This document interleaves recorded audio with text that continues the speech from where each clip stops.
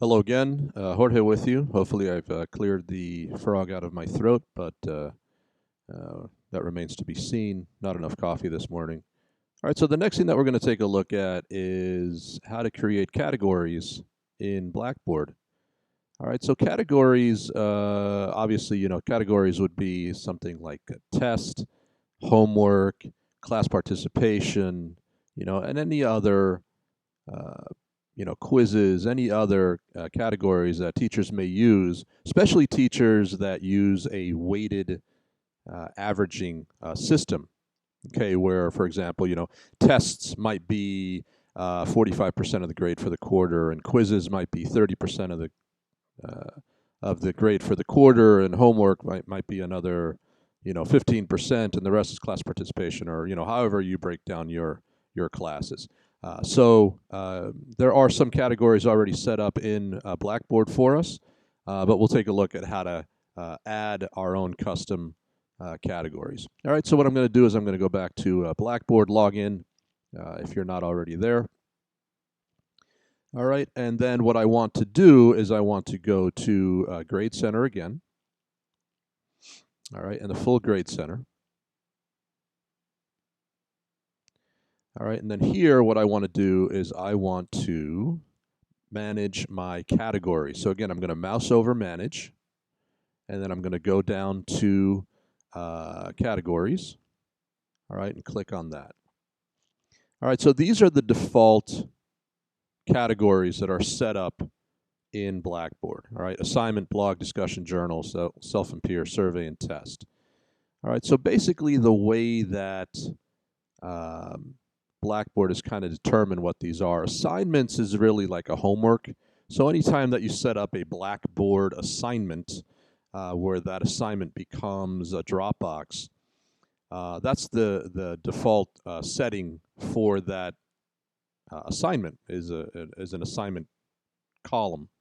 All right, or assignment title, I should say. Okay, so some teachers use this for, assignment is, a project or a homework or something like that. Okay, test, is just a test. So you can either give a test through Blackboard, you can give a test through ExamSoft, all right, and then import the grades into Blackboard. But when those columns come over, then you'd have to change the category of that assessment to test. All right, so if anybody needs little help on how to do that, just ask me. That's a 3-second process. All right, so the one thing that I see here that I would need, or that I might need, is a class participation category. All right, which isn't there. Again, especially for the teachers that use weighted averages. All right, the total points teachers, like I'm a total points guy. I just use everything is an assignment for me because it doesn't really matter. What I categorize it as.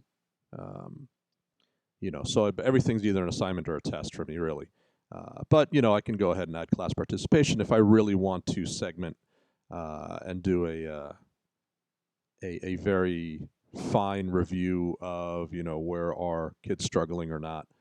Then those categories might also come in handy later on. All right, so what I'm going to do is I'm going to create a category. We're going to call it class participation. Create category. All right, so I'm clicking up top. Call it what you will. Class participation. All right, and kind of the nice thing about Blackboard is once you've created a title in some of these sections, you'll also be able to, it gives you the auto type option. All right, so since we are doing this for every section that we teach, for some of us it's a lot of different sections, having this little title pop up, kind of autocomplete almost, helps. Okay, so I'm going to call it what I will. I don't need to give it a description or anything like that. I'm going to click submit. All right, and I am done. All right, so in terms of categories, that's it. That's all you need to do. You don't need to worry about assigning weights or anything like that right now. We're going to do that in the gradebook itself. All right, this part is only for creating the title of the categories that we want. So if we have any other categories that we want to create, we would basically do the same thing again. Create category, give it a name, all right, click submit, and then we're done. All right, to get out of this page, we just scroll down, we find the OK button down at the bottom of the page, and that will take us back to our full grade center. All right, so that's it. In the next video, we will take a look at how to create the gradebook, or how to set up the gradebook with a quarterly average based on total points. All right, see you then.